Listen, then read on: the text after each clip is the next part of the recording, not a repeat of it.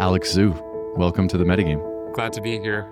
I'm really excited to speak with you because I feel some kindredness with your project as far as I understand it. You are attempting to reconcile religion and spirituality with a rational scientific worldview. And from what I can tell, you're being maximally rigorous about it and intellectually honest, and it's extremely inspiring to read and learn about. I know you initially started as a pretty top-tier math Olympian, so I'm wondering, just to get everybody up to speed, how does somebody go from that, competing in math competitions, to trying to understand religion and spirituality with a rational lens? I think the rational lens has just always been a part of who I am. Like, a bunch of my biggest early conflicts with loved ones was around how I felt like they weren't being rational. Right. This is a continuing theme in my own personal development. I gradually got open to it, basically spending time in the Bay Area and exploring a bunch of Bay Area things like psychedelics, relational practices like circling, trying out body work, and then basically all of these little things, all these things giving me some overall sense of like, okay, there might be more than meets the eye to what's really going on beyond just the standard scientific worldview. And basically, I just kept having experience after experience after experience that seemed to get harder and harder to explain within the usual scientific worldview. And I think there was a decisive moment in an ayahuasca ceremony where I had an experience of God, whatever that means, and just found that if I read religious texts and stuff that Jesus was saying, for example, they just suddenly made a lot more sense. If in fact there is a version of this that does make sense, that's probably one of the biggest things, most important things to figure out for myself personally, like whether that's actually true. I remember thinking a lot about religion when I was younger, just because I was like, yeah, this seems like a really big deal if it turns out religion is true. And like lots of smart people are religious. And at MIT, I had lots of dialogues with my smart religious friends, and I mostly felt highly dissatisfied with the best that they had to offer. But I was always kind of like open to something being there. It just felt like I kept being disappointed. And after that experience with ayahuasca, that was like the most directly persuaded I had been that there really might be something very fundamental here. And if I understand you correctly, you had a bunch of other like less dramatic but significant experiences that probably led you to even taking ayahuasca. Like you did all this like Bay Area stuff, you did circling, you did body work. Are there any that, I know it's like hard to talk about a psychedelic trip, but are there any that lend themselves to like clear anecdotes where you're like, oh, this thing specifically, even the ayahuasca trip, this thing specifically happened to me, and then now the world looks different in this very concrete way?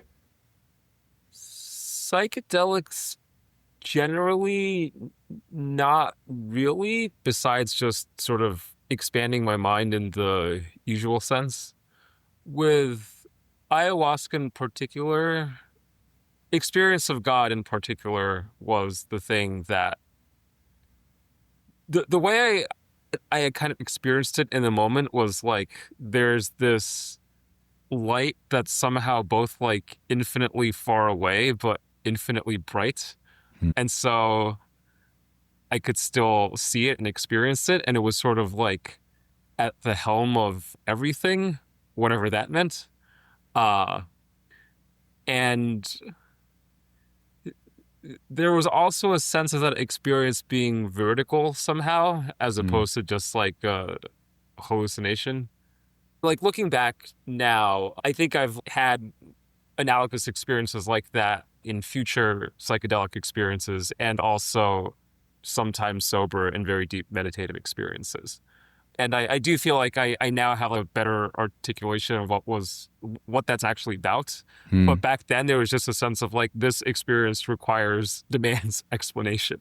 Yeah. At least for myself personally. That was the main thing from psychedelics. I know another reason why you're motivated to reconcile religion and spirituality with a rational worldview is that you think it's an important piece of the AI alignment question. I want to hear kind of your framing of that a little bit as we like jump into some of these more specific questions. But you have this like personal connection with, say, this ayahuasca trip and other things that made you encounter God. And then you also have like a pretty concrete, rational perspective on how this is an important thing for the world to discover, maybe related to AI. But how would you frame that mission? So Jan Kolveit, I don't know if I'm saying his name right, but he has this post. He talks about how humans aren't aligned with themselves and Hmm. how this is kind of like usually sort of brushed away or assumed away as like a minor footnote. It's like, oh yeah, but they're aligned with themselves enough that the notion of aligning to them is still coherent and like worth figuring out how to attain. And he was basically just like, well, actually, I think like maybe that's not true. And that when you look closely enough at this, like you realize that the whole project of this is my gloss, not necessarily what he said originally, but like that the whole notion of aligning the AI to the human, maybe is just like kind of ill-defined if we don't even have a clear notion of well, what the human themselves is not aligned with themselves. Hmm. Um, and in the course of my experiences that led me to start taking religion and spirituality more seriously, one thing that sort of increasingly came up for me is like, oh, a bunch of what I thought of as values might actually be traumas. Uh, Hmm. and my, in some sense, like when I identify with a trauma, I'm sort of identifying with one of my self misalignments. Hmm. Uh, and I basically just like got an experiential sense myself of how the person that I thought I was and the things that I thought I valued were actually just wrong. And that one thing this did was it shifted my intuitive conception of what an ideal AI helping me would actually do. I think Hmm. previously it was like this AI would help me achieve the things that I wanted. It would help me realize my values. And after those personal experiences, it felt more like, oh, the AI should help me like clarify my values and like point out where what I thought were my values were actually something different. And it basically those experiences led uh the point about humans not being aligned stopped feeling like a little asterisk to me and sort of feel Hmm. like where maybe the whole problem actually was. Um and in the course of those experiences, I also sort of learned about new dimensions of truthiness that I wasn't previously aware of. Like insofar as I used to identify with a trauma and then heal that trauma and now don't identify with that and value things in the world differently, there's a sense in which like I think my values have gotten truthier, and that notion of truthiness I think basically didn't register as a very significant concept for me before. But after having gotten a taste of it, there was a sense of like, oh, it sort of feels like, one of the, if what I think are my values are actually not my values, and there's a process of truthy, like there's a direction of truthiness I could explore for like my values becoming more and more truthy. Clearly, it seems like that's one of the most important things for me personally to do, so that I don't waste my life like pursuing things that aren't what I actually care about pursuing. Uh, and I think that's also part of what made religion sort of start type checking to me as a concept. It's like, oh, maybe like there's this process of truthiness that a bunch of people historically went down that like Hmm. is kind of esoteric. Like most people aren't like, at least in the today's day and age, like don't have a clear concept of this truthiness, this direction of truthiness of like noticing what you were falsely identifying with and going to pursuing something truer. But yeah, maybe a bunch of people have just gone down this journey that I am just beginning, and there's sort of like, when you go deep enough, there are a bunch of convergent characteristics. Like there's a there that you just can get to if you make enough progress deconfusing who you actually are and what you actually value. Mm-hmm. And, you know, like the religions do have a lot in common. Like on the surface, like they're totally contradictory. Like if you believe in one religion, that means you go to hell for another. But in terms of like the kinds of behaviors it prescribes, like being forgiving, treating other people as yourself, accepting things as they are, those are things that are sort of like from a secular mindset, it's like very not obvious that like this is in fact the best way to live. Hmm. And as I've personally gone down this journey myself, it's increasingly felt like, no, this is actually just the best way to live. Like personally, selfishly. Right. Um, yeah. So at some point, I want to get into some of the details of that. But maybe to bring the listeners along for the ride a bit, do you have an anecdote that can give people a taste for this dimension of truthiness that you started to discover? So maybe a situation where you valued something and then you realized that actually there was some delusion in the way and then you stopped valuing that? I have one example that didn't have a profound impact on me, but does sort of fit the mold of what you said. And another Hmm. example that had a profound impact on me that less directly fits the mold of what you said. Let's Uh, hear both. yeah. Um, I previously conceived of myself as just really disliking it when other people, like friends or coworkers, acted a certain way. Specifically acted irrational in a particular way. Um, and when I did some inner work and realized that a lot of this was trauma from my anger with my family, and that I could just heal that trauma directly, I found that I just stopped being triggered by a lot of Hmm. those same behaviors. And that was kind of a sense of like, oh yeah, this like thing that I thought really mattered to me, that's just like a part of who I am, turns out actually isn't. Hmm. Um, and that didn't feel like a hugely core part of who I was. So it was like a small update, but it didn't like turn everything upside down for me. Right. Uh, the thing that turned everything upside down for me was when I was getting held like a baby by a psychological body worker. Hmm. And she was just rocking me and telling me that everything was okay. And it it felt like it felt like a weight that I'd been carrying on my shoulders my whole life got lifted, that I didn't even realize was there, because it was just so deeply ingrained in my conscious experience that I just thought that's what conscious experience simply was, Hmm. as opposed to like a blemish in my conscious experience. Um, and after I sort of like came back to consciousness, I found that I could just feel my body a lot more. When people said you're in your head all the time, Alex, like it just like made sense to me what they meant. Hmm. Uh, there was a certain kind of like low level like clinging in my mind that led me to be overconfident about everything and like want everything to make sense like prematurely, that kind of like relaxed after the experience as well. It basically just felt like this an entire swath of like who I had previously been identifying with. And not just that, but like a portion of conscious experience that I had simply thought was part of conscious experience full stop.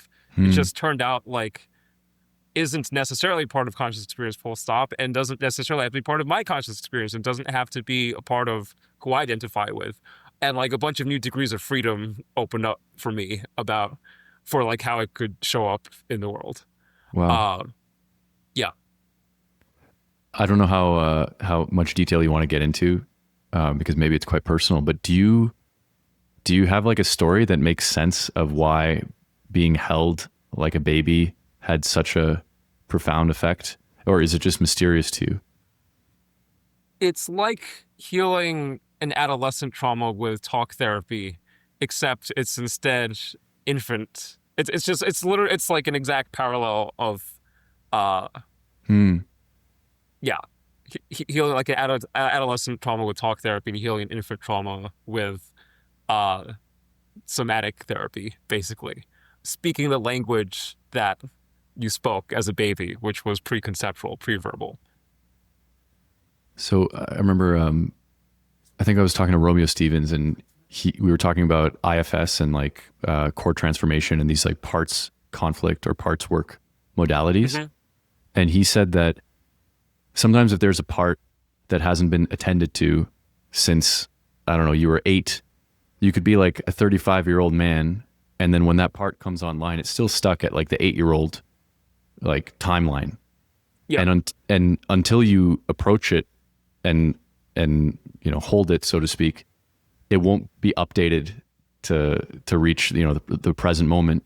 And so what I'm getting from your story is something like maybe some of these parts, or I don't know what word to use to describe them, but some of these things that haven't been updated can only be treated or approached in a way that is somatic because the pattern was imprinted when you were pre-verbal. So it's like it has to be body work as opposed to talk therapy.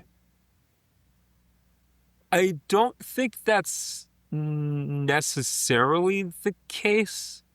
Like for example, if I read a poem, let's say, that like evokes Hmm. qualia that resonate very, very strongly with a qualia I felt as that makes like the unseen baby in me feel seen.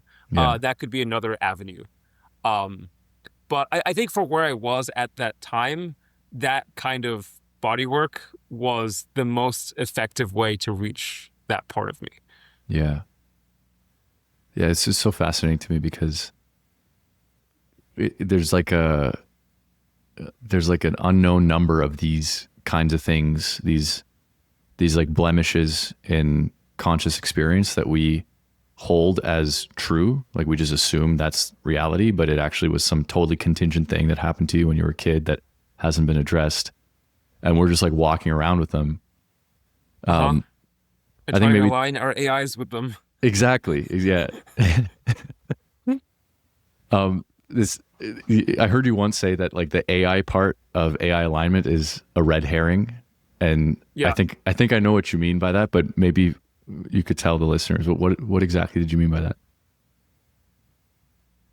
Um, I think the core technical and philosophical challenges underneath the AI alignment problem don't necessarily have to do with AI at all.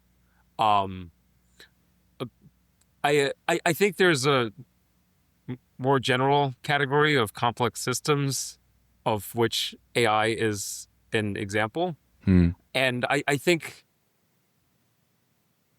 there's a problem of like how to understand alignment in the context of complex systems more broadly, where like self-alignment for this complex system is another example of that problem. So it's like complex system alignment is a more useful frame than AI alignment. Um, in for at least getting at what feel to me like the deepest and hardest problems at the core of AI alignment.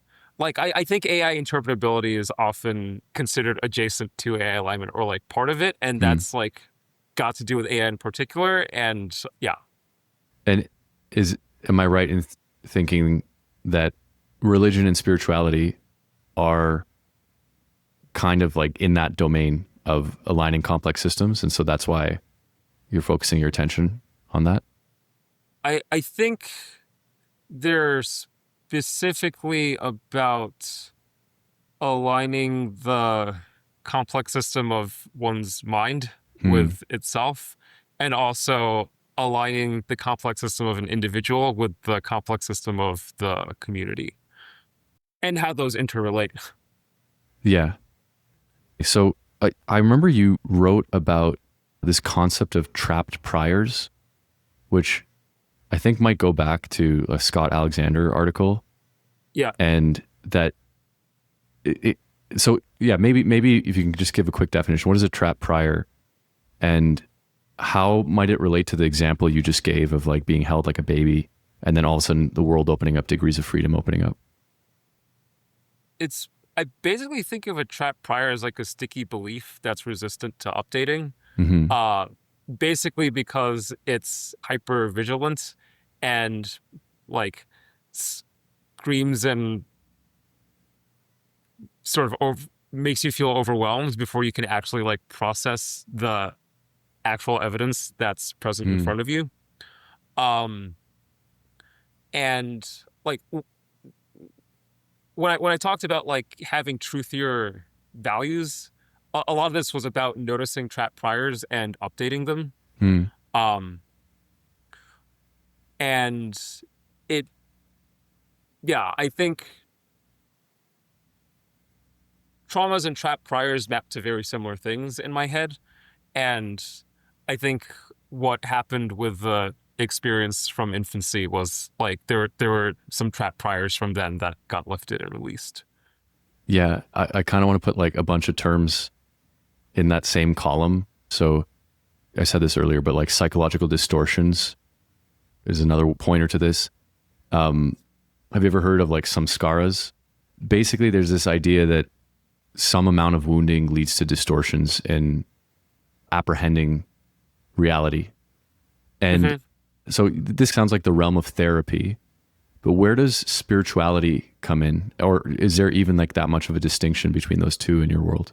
I think there are certain classes of trapped priors and like techniques for working with them that therapy, as we understand it, is broadly focused on and has a bunch of optimized tools for, and a different class that I think, say, Buddhism or mystical traditions in general focus on and have tools for. And I think there's a lot of overlap, but the focuses are on somewhat different things. And do you have an example of the stuff that spirituality is uniquely suited for? Um, like in my current synthesis of things, the very sense of self that we identify with, that's like a distinct ontological unit that Yeah. exists within an external world, is itself the result of a trapped prior. Uh, and like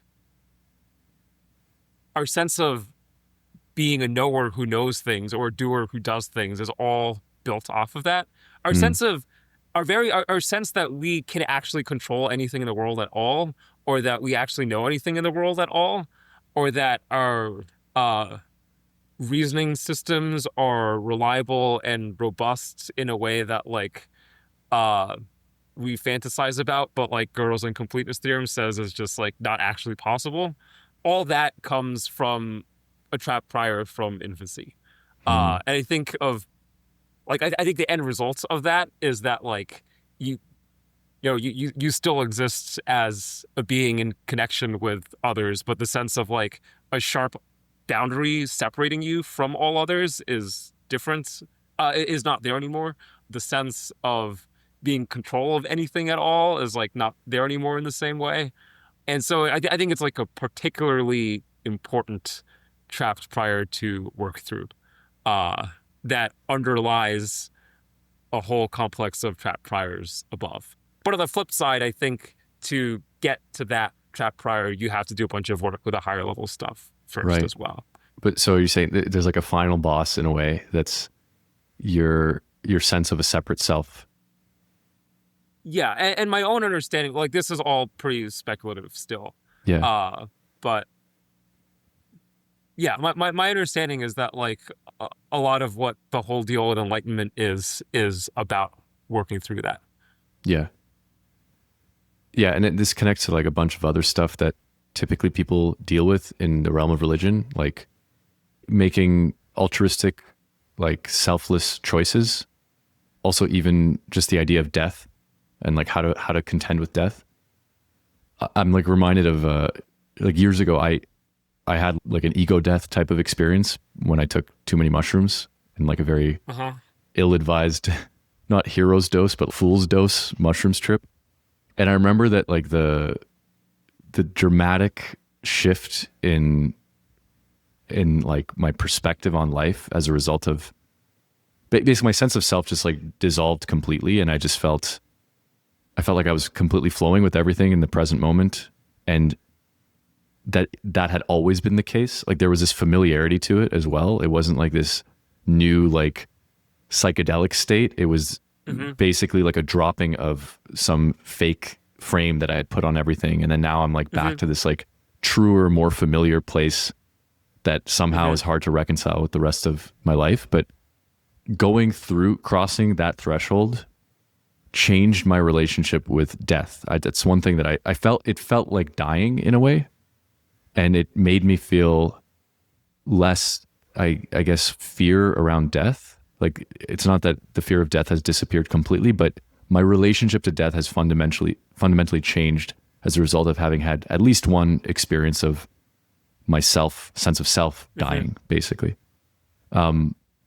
I kind of want Was to, there also kind of a sense of like this flow in some sense you felt like was what you really were, and everything you were identifying with before was just like distortions on top of that, and that this flow, like that flow is sort of that thing dying is a type error. Like it just is everything, and Daniel is just like a part of that everything. yeah, yeah. It was, I guess two things have helped me make sense of this. One is a very like cartoonish metaphor of like a video game, and then me realizing that I'm not actually the avatar. I'm not like the play.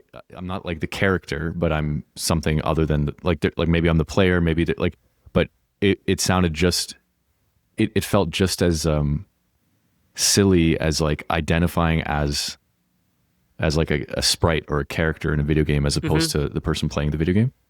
And Yeah, then the other is have you ever heard of panentheism? yeah. So basically, let's say there's God and then there's human beings and they're separate. And that's kind of like a standard monotheistic take. Hmm. And then there's the, I think it's pantheist take, which is everything is God. Hmm. And then panentheism is that God is actually separate and higher and beyond humans, and humans are a separate entity, but also there's some shared reality that they also participate in. Like you are God at the same time, but it's not in this Hmm. like solipsistic sense. I don't know how else to describe it, but that's how it felt. It felt like everything is God, which and I'm a part of everything. So Hmm. it's not like some big ego thing like I am God. It's like no, God is like so totalizing. It's like God is Hmm. reality, and I somehow felt separate from that. And in this moment, I don't. So Hmm. that also helped me make sense of the experience. I see. That makes sense. That resonates a lot with my understanding of this as well. I'm curious how you think about death and the afterlife. I think the default ontology. I think the question of what happens when you die is an extremely substantive and important question. And I think the default ontology that most people have is too impoverished to think clearly or like to clearly describe what actually happens when you die. And metaphors like a parallel realm where you continue existing after death, like they're like pedagogical tools, just like the picture of atoms as like little ping pong balls or little electron ping Hmm. pong balls rolling around, which is like not actually how they work. Um, my current best guess is that what happens upon death is that all of the work your mind had been doing to filter experience out or like dissociate from stuff, like it takes work to distort things. Hmm. And to distort something, you have to see it enough to recognize it as something to distort in the first place. Right. And my current best guess is that when you die, there's no more need for these distortions anymore. And like, uh, you might not be able to perform these distortions anymore. And basically, everything that you've been avoiding that you thought you could manage to not confront, you end up confronting. Hmm. And like people who have near-death experiences often talk about life reviews. And I think this is basically my current model of what the life review is. Yeah. So as the body is dying, the like metabolic resources to maintain these distortions start declining, and then people experience a review of all the things in their life that they've been deluding themselves about. Another possibility would be the like people often have these experiences when they're like people during falls, for example, where they're just Yeah. like thoroughly convinced that they're going to die, but there's no actual damage happening to their minds or bodies at the same time. Right. Um, yeah. And I think I will also add that I think this like doesn't really make sense under the I think standard conception of like the brain as a material substrate that generates conscious experience. Hmm. Like I think under that metaphysics, like what I just my theory for what happens upon death, like there's a pretty low ceiling for like how broadly applicable that could be. Hmm. But I think consciousness is more fundamental than something that's just emergent from matter, and that a lot of what I was describing in terms of like confronting everything you've been putting off is a lot of how that works out is related to how consciousness actually relates with matter, which Yeah. is not something I would say I understand very well yet, but have also done a lot of exploration around. So you mentioned that you think most people's ontologies are too impoverished to conceptualize death and the afterlife in a way that makes sense, at least the way you're speculating right now. What are some of the things that people are missing in their Oh, ontology?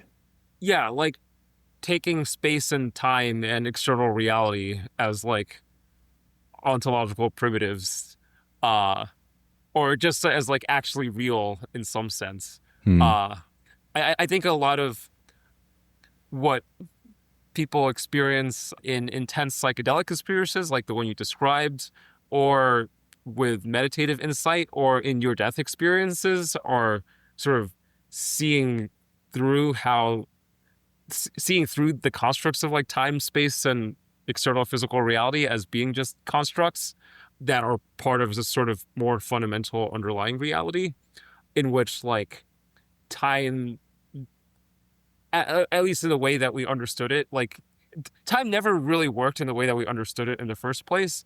And so like the very notion of an afterlife where like you continue living in time after it's like, no, time, it doesn't work like that because time never even worked the way that we thought it did Right. in this lifetime. So yeah.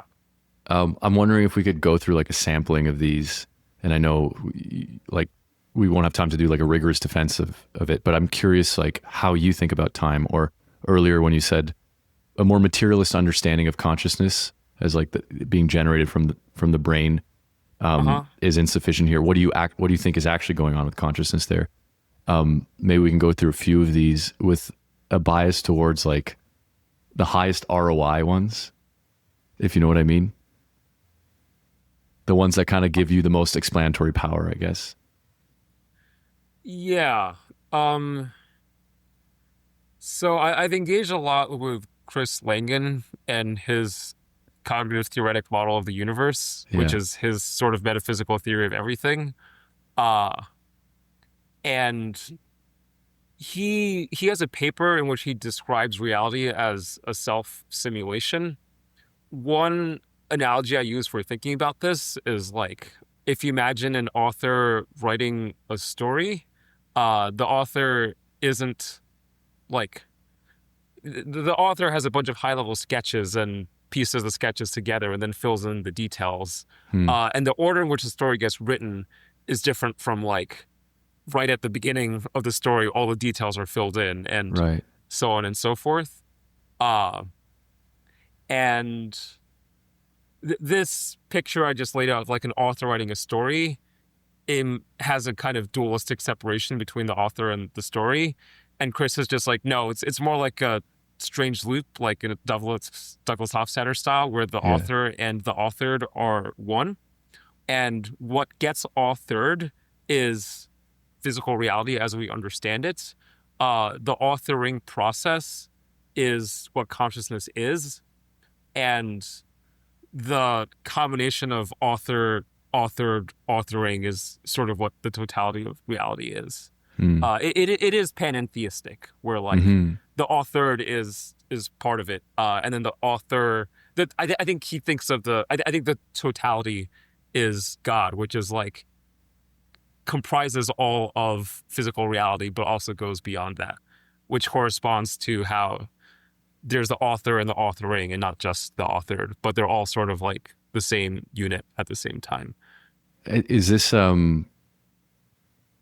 idealism, or is this dual aspect monism? Like, what's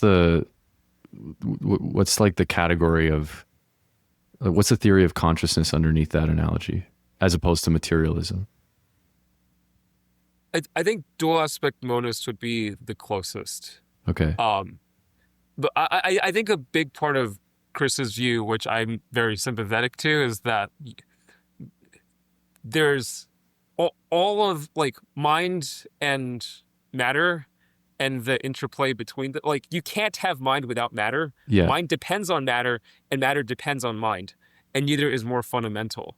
And neither of them is like an ultimate foundation. You Hmm. wherever you look, there's both. Yeah. And maybe to clarify the jargon for listeners who haven't heard it, so materialism would be matter's fundamental. So like Hmm. when the brain turns off, consciousness doesn't exist anymore. Idealism is that consciousness is fundamental. So like matter is an emergent phenomena from consciousness. And then dual aspect monism is this like in between, like neither is fundamental. Both are necessary for each other. And so that's kind of how I think about like, the spectrum of philosophical beliefs. So other than that self-simulation, what else is there? How else should we hydrate people's ontologies? Like, how do you think about time? Um, Basically, like the order in which the story gets written or in which the details of the simulation get filled in, I think is sort of more fundamental than what we typically experience as linear time. So we experience time chronologically, and you're saying that time is something else. Like it's being written kind of like the way that the author might know how he's going to end the story before he's filled out the middle. Yeah, like a lot of for example, under this notion of time, like retrocausality can totally be a thing. Like there Hmm. might be details about the past that have not been filled in yet, where how we think and act now can affect how the past actually has been all along. I know like a lot of this stuff is speculative and like kind of work in progress for you. But is this something you actually currently believe? Well, I think like Newcomb's paradox is a pretty concrete gives a pretty concrete setup where this kind of thing happens. Can It you does can you involve like a simulator that's simulating you, but yeah. can you explain Newcomb's paradox? Um, you're playing a game with uh someone who's very good at predicting how the players will behave, what actions they'll take. And there's a transparent box that has $1,000 in it, and an opaque box which is either empty or has $1 million in it. And the predictor says, I already predicted what actions you're going to take in this circumstance. If I predicted that you would only take the opaque box, I put $1 million in it. If I predicted that you would have taken both boxes, I kept the opaque box empty. And so the question is, what do you do? If you in fact believe that the predictor's track record is very, very, very good.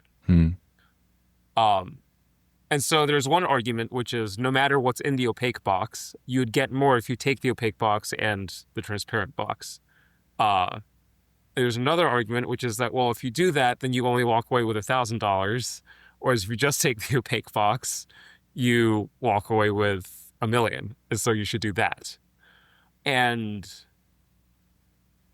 one of the ways that feels the most satisfying to me for how to resolve this is that, like, when I imagine myself being in this situation, I'm just as much in the predictor's simulations or predictions of me as I am in like actual base reality. And my choice now can influence what is already inside of this box all along. Yeah. So is it more that you use it as like an intuition pump for how retrocausality would work, or is there something deeper there that I'm missing? It's a pretty concrete and tangible thought experiment that teases apart the notion of physical time as we usually understand it and this different notion of time. Like, it's not literal retrocausality in like I think I'm confused about whether this qualifies as like literal retrocausality. I think in part because I don't really understand what literal retrocausality actually is. But there is a sense of like your actions influence what had been in there all along. Yeah. That I think is necessary to think clearly about how this problem works. Okay, so from relating to your work, I've noticed that there's an approach you're taking that basically involves like rigorously attempting to answer hard questions about metaphysics. And then I know you're influenced by Chris Langan, and that's, from what I understand, that's what he's doing as well. Like, he's actually like just going for some of these hard questions about metaphysics. And then there's I think he's done it. You think he's done it? Cool. Yeah. Do you feel like you fully understand his theory? No, not at all. Not at all? Okay. Well, my understanding increasingly deepens as I engage with him more and as I develop, as my personal growth unfolds itself. But to the extent that you understand it, you're convinced that he's at least like successfully put together a coherent like meta religion, or how would you describe it? It seems, I feel very confident that he's put together a coherent framework in his head that he has written about extensively in ways that are not very easy for many people to understand. And I think this framework, like Buddhism talks a lot about the ultimate structure of reality and how there kind of isn't one, but how it still kind of makes sense to talk about it anyway, even though there isn't really one. And like around like reincarnation, for example, even though there isn't a self that reincarnates. And I basically think of Chris as describing the same territory, but he gets to stand on the shoulders of mathematical, scientific, and logical giants Hmm. that Buddhism never really got to do. Right. The thing I was going to say earlier is that in addition to this kind of rigorous approach of like answering philosophical questions analytically, it seems like you've also had a lot of experiences that have, for lack of a better word, been spiritual or kind of like non-standard experiences, and then you're that's changing your worldview, and then you're trying to explain it maybe in a more rigorous way. I wonder if there are like a few, other than the ayahuasca one, like a few experiences you could point to where something kind of like spooky or non-standard happened that previous you just did not have like the world model for, and then now you found a way to explain it using some of these more rigorous metaphysical perspectives. In an early ayahuasca ceremony, another update I had was that cognition really is embodied, Hmm. and that the ontological distinction I had been drawing between like my material body and the psychological contents of my mind was actually maybe not as real or sharp as it should be. Sorry, not as real or sharp as there isn't actually a clean ontological divide between mind and body in the way that I Yes. previously thought. I think there was another experience I had where it basically just directly felt like grounding all mental stuff in terms of material stuff. There were just like too many epicycles, and it just made more sense to think of mental stuff as its own ontological category. Hmm. Like, I wouldn't say it made me an idealist or anything, but it like it made dual aspect monism feel like vastly preferable to materialism as opposed to just like somewhat preferable to materialism. Um, Can you spell that out for me? I'm not sure I fully understand it. I think before I had the sense that like everything in my experience could get captured with thoughts Hmm. or be reflected in thoughts. And at one point I had an experience where I was basically just like looking at my experience directly and being like, if I were to capture any of this in thought, I would be changing it. Yes. Uh, and this is an interesting connection. Somehow materialism felt very, very related to me, to the intuition that like everything going on could get captured in thoughts. Hmm. And when it sort of became clear that like there were experiences I was having that could not be captured in thoughts, and when I tried to capture in thoughts, I would change it. There's a sense of like, okay, materialism is not complete. And like there's something about experience going on, where like, yeah, maybe it does have a material correlate in my brain, but like still, I want to understand this sort of on its own terms as well. Yeah. Okay. That makes more sense. There's something about experience. There's something about the way you were able to see experience as distinct from your thoughts that kind of decoupled it from matter. Like there's something more going on in experience than just a byproduct of matter. I think I hadn't ruled. I think that not quite. I think it still seemed consistent with my experience that it was a byproduct of matter. Hmm. It felt more like the rigid insistence in the first place of understanding everything as a byproduct of matter itself came from a belief that all experience could be like conceptualized or captured somehow. Oh, Yeah. okay. That's very interesting. What what are some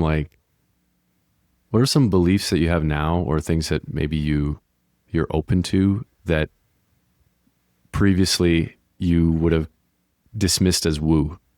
So probably the biggest thing is that previously the idea of a multiverse, whether it's many worlds or like the Tegmark 4 all mathematical universes exist sort of just like felt fine and pretty compelling to me.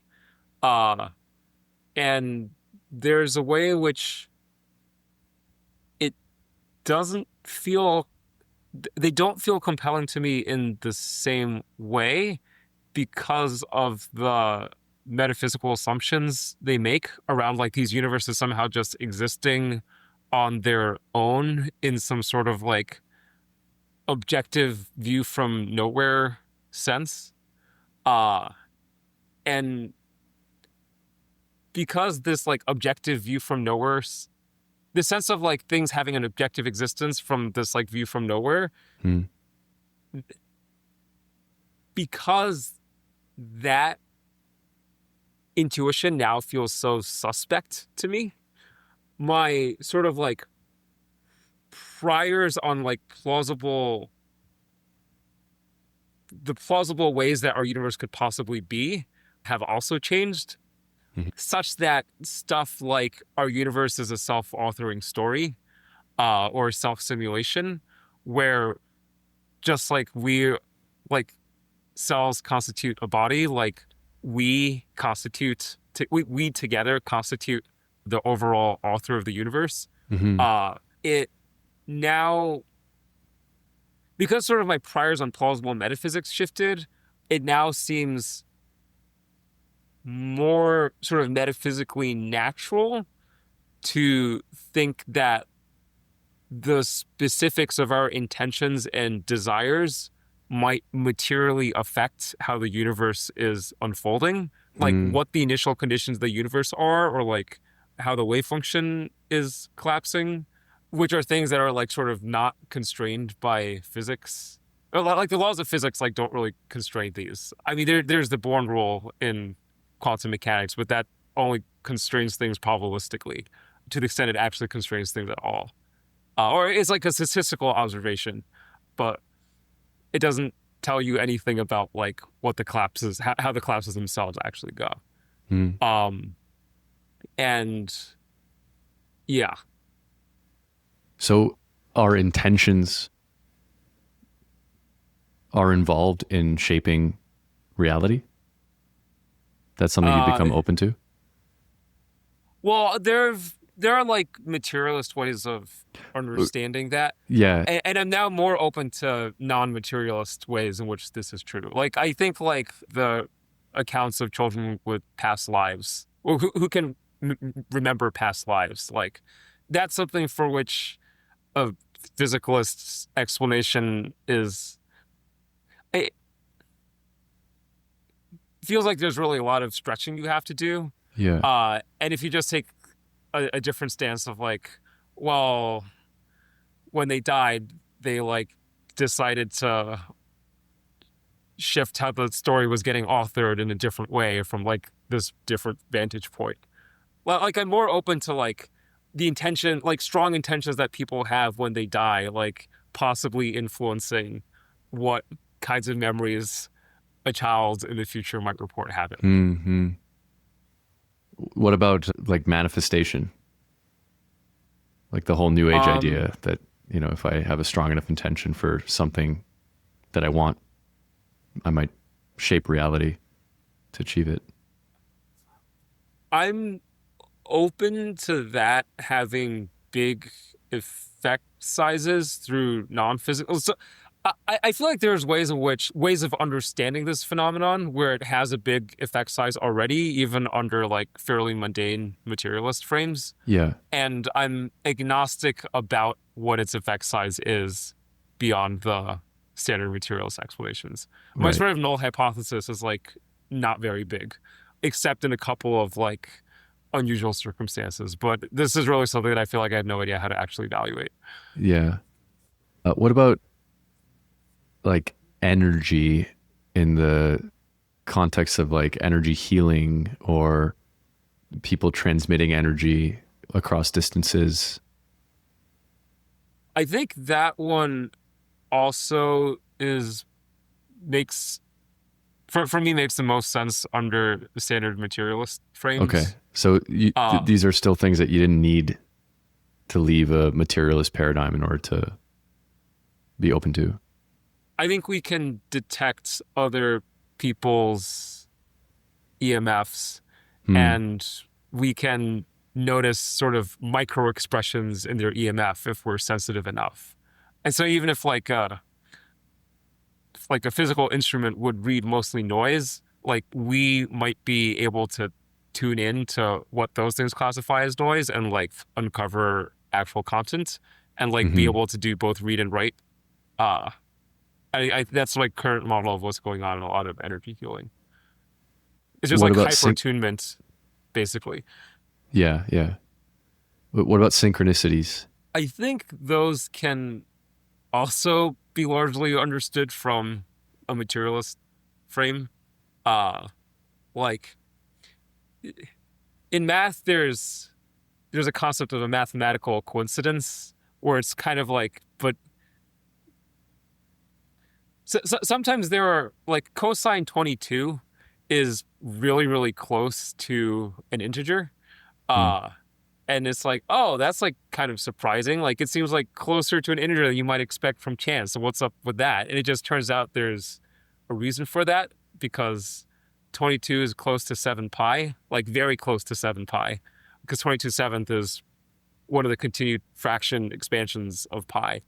Uh, and as in because cosine 7 pi is exactly an integer, cosine approximately 7 pi, i.e., approximately cosine 22, uh, is also going to be very close to an integer. And so just there's like an underlying reason for this coincidence Hmm. that maybe you didn't know or understand beforehand, but was there. And I think a lot of synchronicities are just like there's like higher order structure in reality where like if we had like a bigger picture view of everything that was going on, we could predict a bunch of these coincidences in advance, but because we don't have this view, they just look like bizarre coincidences. And you're not taking away the significance of them by explaining it that way. You're just saying we don't have like the full story, so that's why they seem so profound. Or are you saying that it is kind of like they're not as meaningful? When synchronicity has happened to me, I do take that as I do treat them as like more than just noise. I treat Yeah. them as evidence that there's some like underlying structure of reality that I'm not familiar with that I'm bumping into, and that like it does sort of feel like often feel like a sign from the universe that like I'm on the right track Yes. or there's something more here to explore. If like I think of a friend who I haven't reached out to for years and then they message me the next day, I'm like, okay, I should definitely talk with them. Uh, Hmm. yeah. When we're approaching this type of stuff, like spirituality with more openness, obviously, like you don't want to go too far and like let go of any kind of rigor. And so I'm wondering, how do you think of being appropriately skeptical and rational while still being exploratory and speculative and open? The thing like being communities of rigorous people select against wooey spiritual people, and Mm. communities of wooey spiritual people select against the rigorous kind. And I basically just try to keep one foot in each world where Mm. like I still try to do math on a regular basis. And this is one of my spiritual practices. Right, right. Math is very good at keeping me honest. And I talk to like my programmer friends, my friends in finance, my very rationalisty friends, frequently expose myself to their way of thinking. That's another thing that keeps me honest. And honestly, it's also helpful for my own spiritual growth insofar as there are aspects of like getting the truth that they're better at than me. That's basically how I approach it. I love that answer because it essentially it, it kind of depicts you as a shamanic character in a way, where you're like interceding across different ideological like tribes, and you can converse with the woo people and also like the rationalist people. I remember hearing you once say that you also like you'll use physicalism as a null hypothesis as much as possible. Yeah. Is that, maybe you can tell the listeners about that as like kind of like a tool or an approach to as you're exploring these things. I mean, like, I think the skeptical arguments against most of the wilder, not very precise, like, Wooyer claims are basically still correct. Hmm. Like, I think a thing that, like, skeptics often say is that, like, all the stuff that the woo people are saying have, like, mundane explanations. Mm-hmm. And I think they're still mostly right about that. Yeah. Uh, I think there is a thing where they might be surprised by how much can fit within the mundane explanations. But, like, if it turned out that, like, everything that I've flagged as, like, oh, maybe this requires a non-mundane explanation, like, actually has a mundane explanation, I just wouldn't be that surprised. Right. Right. Yeah.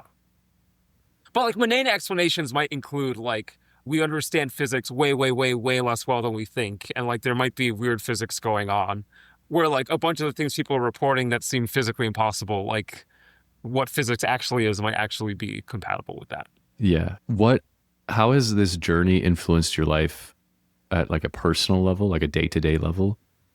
Is there a religion, for instance, that you've became a little bit more like open to?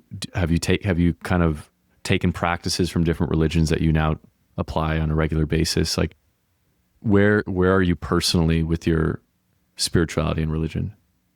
So, like, one concrete example is that it's really shifted how I think about productivity. Hmm. Where I now think of prayer as, like, one of the most productive things I can do. Not in the sense of, like, the Alex ego wants something and will ask the universe daddy to give it to him, Yeah. but more in a, like, I'm already implicitly praying for 1,000 different things. Hmm. And those prayers that I'm already making are subtly shifting, like, what little things I pay attention to, what thoughts float into my mind in the first place, my word choices in certain conversations that might, like, ripple to have bigger effects, what I feel motivated to do versus not very motivated to do, and getting way clearer with myself about what I actually want and what I'm willing to put in or give up to get what I want Hmm. has been very clarifying for me. I think another thing is just, like, dropping the paradigm of being the doer who has to make all the stuff I want to have happen. Like, there's kind of an observation of, like, the biggest wins in my life kind of happen serendipitously. Hmm. And, like I used to sort of, like, take credit for those and be like, yeah, my, like, list of accomplishments include, like, getting invited to be a speaker on stage after I raised my hand in the audience, and Max Tegmark was so impressed by what I said that he made me a speaker. But it's like, that's not really my accomplishment. Like, Hmm. that that was me sort of having put in a bunch of work and showing up in the right place, and, like, Max Tegmark having good discernment of a certain sort and acting on it, but also, like, the sort of, like, humility to, like, actually be willing to do that for, like, a random audience member who just happened to ask a good question. Yeah, when I sort of shift toward a frame of, like, I'm going to sort of, like, opening to let what wants to flow through me actually, like, sort of becoming as, like, being as aligned as I can with what the universe wants me to do. Hmm. Where if you replace universe with, like, the sum total of all my relationships with all the people in my life weighted by frequency and importance, like, that like captures 75% of what I mean by universe here. But yeah, when I just, like, really connect with what the universe in this sense is asking of me, Yeah. and sort of, like, how good it and, like, nourishing and meaningful and satisfying it would actually be to do that rather than like forcing myself to do my mind's conception of what is valuable or important that's like disconnected from my deeper purposes and my deeper vulnerabilities. Uh yeah, that was a long-winded way of talking about how prayer has shifted my conception of productivity. This is something that's also been true in my life. I've just found myself coming back to prayer. And I have a similar way of conceptualizing it where, yeah, maybe when I was a kid, I thought prayer was almost like a cosmic Santa Claus, like wish list, where you ask God for stuff that you want. But then I realized that the word God there, like if you were to talk to a Christian about what they're doing when they're praying, they're humbling themselves before God and listening to what he has to say for them, something like that. And to put that in secular terms, it's like you are aligning yourself with your best conception of the highest good, which is ultimately limited because you're human, but you're doing the best you can by like turning upward and orienting towards what you think is the best beyond you. And there's like this this loosening of the ego that takes place, I think, when it's happening correctly. And I think that the key prompt for me was prayer is more of like a listening exercise as opposed to an asking, requesting, or conversing exercise. Yeah, I like that. Yeah. And that just seems like a smart thing to do, whether or not you believe there's a God on the other end, right? Like even the soft version of prayer feels like an S tier, like life practice. And so, and it could be even more than that. It could be the case that that is one way to participate in this like self-simulation, self-authorship of the world, or that is one way to commune with the divine that is, the panentheist divine that is behind everything. I will mention that I get a lot of mileage feeling like I'm humbling myself to the deepest parts of my subconscious that know what's best for me. I think because I like trust that dude to be really, really smart. Yeah. And like when I have like deep dreams that go like way beyond what I would like gives me clarity about my life way beyond like what I'd be able to consciously figure out. It's like, yeah, that's my like deep subconscious at work. Yeah, similar for me. Like with synchronicities, I've had experiences where I'll dream about something very specific, and then like I've shared this on the podcast before, but I once had a dream, like a really intense, like heavy dream that felt like it took longer than a night. It felt like it was a multi-day experience, that I was back in Edinburgh, Scotland, which is where I went. I did a year abroad there. And then when I woke up the next morning, I had a singular email notification, which was Google Flights saying flights to Edinburgh were 50% off, something like that. So I obviously bought the ticket. Like that felt like a no-brainer. And that led to a series of extremely bizarre synchronicities. Like that whole trip was filled with like running into people like from a different part of my life that I didn't expect to see there, and like really meaningful connections developing and stuff that just felt, it just like, it kept providing more and more meaningful coincidences. And I don't know exactly what's going on there, but that seems like a pretty fun way to live. And it's also been very fruitful. Yeah. That, what you described, I'm like, yep, that goes beyond just like the deepest parts of my subconscious. Well, maybe. Right. But like, could my subconscious have known that, like, could your subconscious have known that like the flights would have been 50% cheap? Like that feels weirder to me. That strikes me as like a more interesting kind of synchronicity.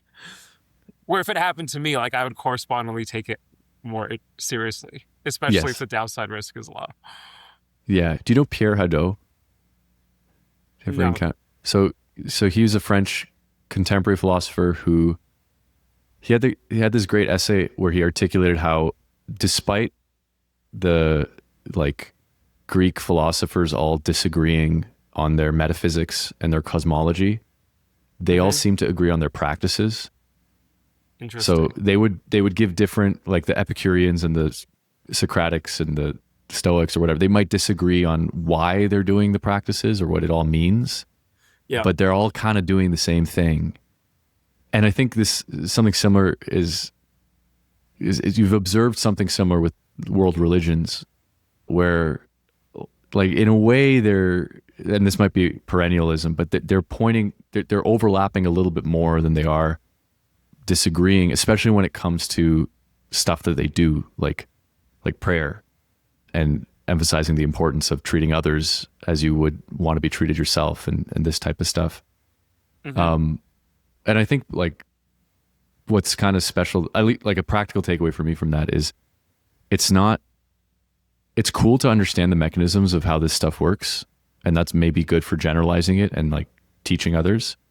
But in practice, often I just need to try a practice and then see if it improves my life. You know, like John Vervaeke always says, don't tell me what you believe, show me what you practice. And I think that's like a much more humble, kind of like more reasonable threshold of confidence. Like I'll try prayer and then I'll see how that changes my life. Or I'll try listening to the synchronicities and I'll see how that changes my life. Who knows what the hell's going on there?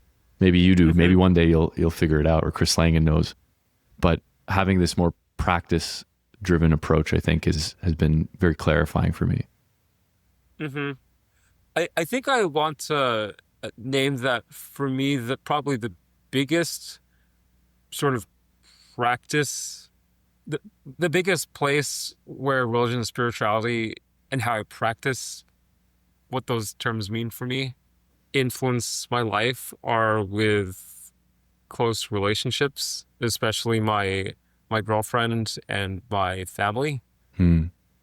Like, I've just gotten so much mileage from looking at times when it feels like they've done objectively bad things, and I choose to respond by like giving compassion to myself for how hurt I feel in response to them, seeing how when I'm upset by them is like a mirror of something in myself, where I'm also like that, but haven't been wanting to admit to myself that I'm also like that.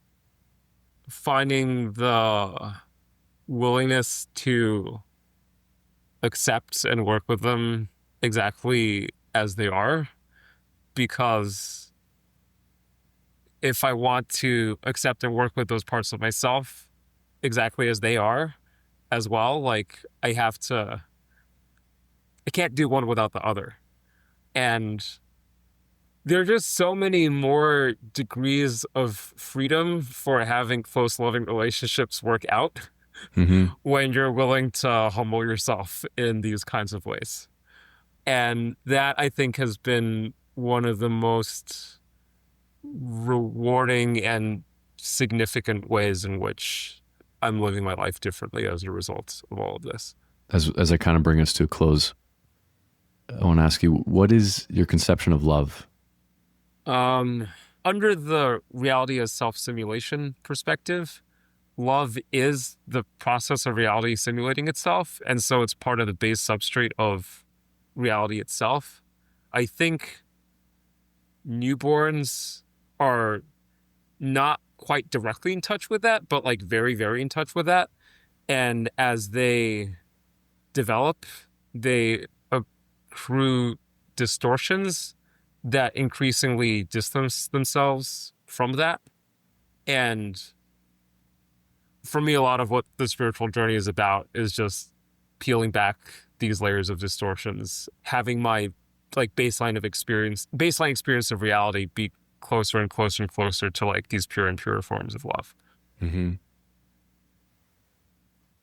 My closest conception to like the purpose of life, or probably the thing that is the most robust for me in giving me meaning in life, is to like practice showing and receiving love. Like, it's just something about love seems to be very fundamental. And even what you just described, I know exactly that experience where if in interpersonal conflict, I choose to show love, not just to the person who's offending me, but also to the part of me that's feeling offended. that that is the most that is like always the most like effective and transformational and profound and like beautiful and High five. yeah. Like that's the thing that works. And I like this. This is just like way more important than any of the metaphysics stuff. I feel like agreed. the metaphysics is just like there were edge cases where it might be hard to do that, and then like if you're Christ on the cross getting crucified, it might be hard to like Right. do that. But I think having a deep metaphysical understanding of how love is the base substrate of existence might make it, at least a little bit easier to forgive your crucifiers while they're crucifying you. Yeah. Yeah, go ahead. Oh, yeah. I also, as you were saying that, something that's been clarifying for me lately, one of the biggest sort of cheat codes for life I found is like, oh, humbling myself isn't about like being a good and virtuous person. It's about opening myself up to love. It's about like taking a place where I've been, it's been like looking at a part of me that's angry at reality for being how it is. And the humbling of it isn't like it's not like me beating it down. It's me recognizing that at its core, that's a defense mechanism from feeling unloved in some place. And when I think of humbling myself, not as like beating myself down, like making myself less than, and more as just like attuning to where the part of me that really wants to like, the part of me has conviction that it's the other person's fault, like attuning to where that part of me feels hurt and unloved and has given up on love. That's made it so much more rewarding for me to humble myself to everyone and everything. It's just like, oh, cheat code for like just letting in the love everywhere. That's beautiful. I'll add a cheat code. One thing that's felt like a cheat code for me is forgiveness as kind of this beautiful and like recursive move that's always available. So let's say I'm not in the mood to humble myself and I really do feel indignant and I'm not like ready to let go of that part of me that's hurt or whatever. But I remember this conversation with Alex and I'm like, oh, but I should humble myself. I can forgive myself for all of that. I can forgive myself for being hurt. I can forgive myself for not having the resources to humble myself. I can even forgive myself for not really knowing how to forgive myself. Maybe someone's listening to this and they're like, oh, Daniel said, forgive yourself. I don't even know if I'm doing it right. It's like, well, you could forgive yourself for that. And I don't know, like maybe this is just, this won't work for everybody, but for me, I find that that move is always available. And what's been interesting to me on this is like, this kind of low key feels like Christianity. Like I'm just kind of coming back to like having a relationship with Christ as the archetype, like the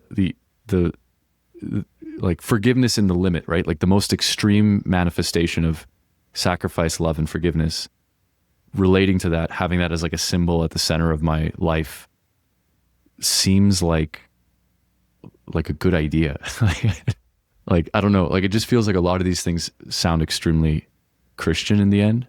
And maybe that's just the frame that I'm taking as I was raised Christian or being in the West. But yeah, I wonder if you have a reaction to that. And then if not, I have a question about the second coming of Christ, which I'd like to end on, but. Sure. I mean, I find Christ profoundly inspiring, regardless of whether he was a real person. He probably was, as far as I know. But I think of this emphasis on forgiveness being one of the things that really jumped out at me as like, oh, like the religions do seem to have a lot in common. I think for me, forgiveness and humility are very closely intertwined. Like forgiveness is sort of like letting go of judgments, and judgment usually, I think basically always involve like in making yourself more than the other.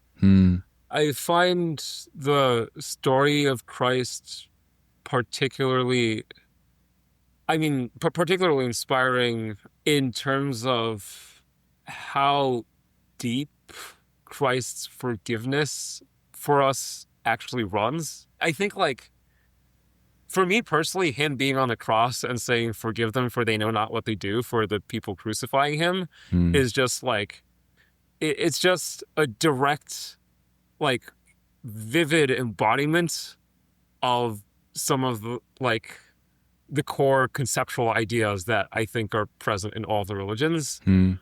And for me, that's what makes Christianity feel unique for me from Mm.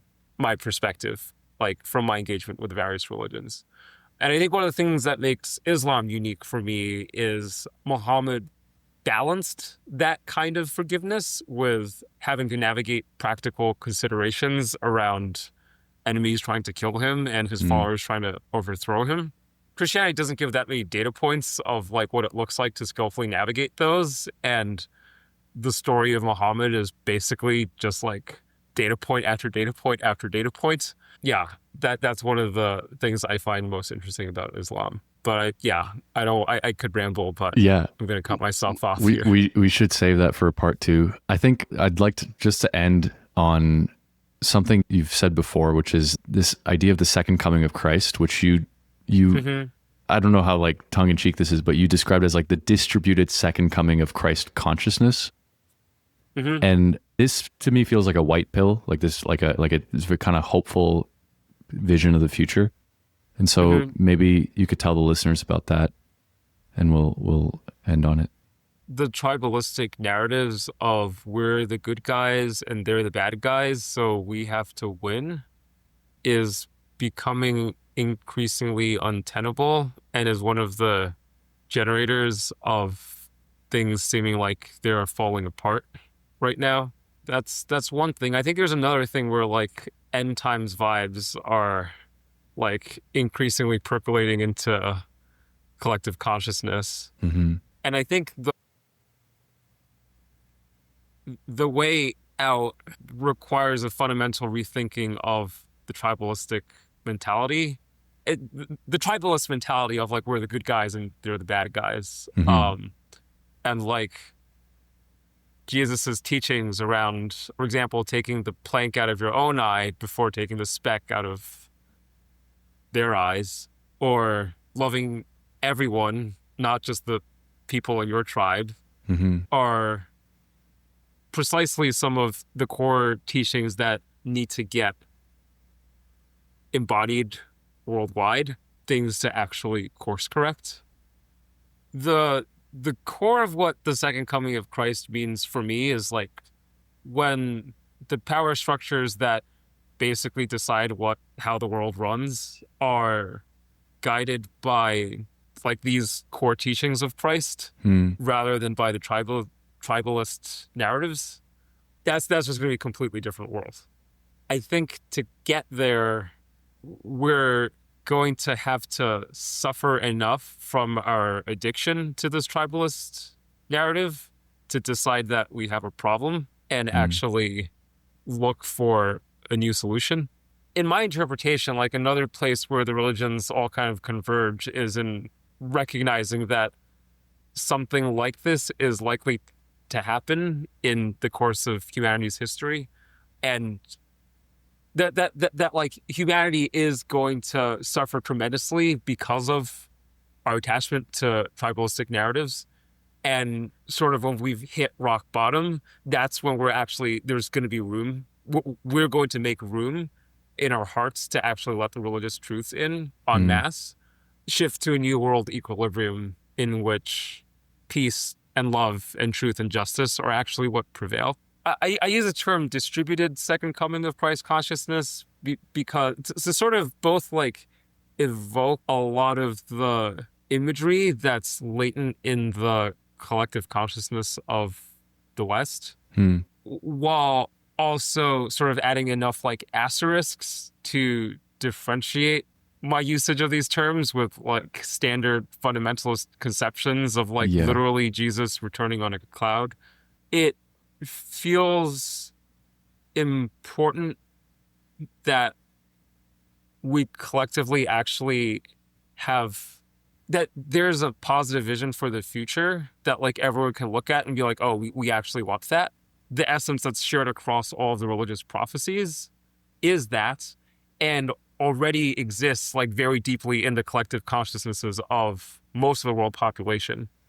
And that I think is like a very powerful fact about reality that can and should be leveraged to actually galvanize humanity toward making this potential self-fulfilling prophecy in actuality. Like you're saying that across a bunch of different religions, there's messianic Christ-like prophecies of messianic Christ-like figures, and that's something that we should leverage. Specifically around, there are prophecies around end times and things looking like they're completely hopeless. Leaders showing up who understand and embody what the truth of the religion is actually about, and achieving decisive victory. And the specifics of that are basically embodying Christ consciousness in the ways that we were kind of referring to, like leading with love, practicing forgiveness, getting out of this rivalrous us versus them tribal mentality. I think there are going to be lots of leaders who are leading their people around them in this kind of way. And like one property that these leaders would have is that they'd be able to identify each other and respect each other and collaborate with each other very effectively. There like may or may not be one like super leader who's just like way more skilled and potent than all the rest. That's sort of like not very relevant in my conception of things. Yeah. The thing that matters is the leaders working together to shift humanity into a new equilibrium, in which like the embodiment of Christ's teachings is sort of the new normal. Yeah. Alex, anything you want to leave the listeners with before we end? Yeah, if any listener wants to experiment with a practice of forgiving yourself, possibly with the help of LLMs, I think they could actually be quite helpful if you want to confess to them, and they can reflect back to you how the thing you did is actually forgivable. And from this place of greater self-acceptance, humble yourself and say sorry to the people who matter to you. That would touch my heart and make me very happy. Mine too. Alex, thank you so much for this conversation. I really, really enjoyed it.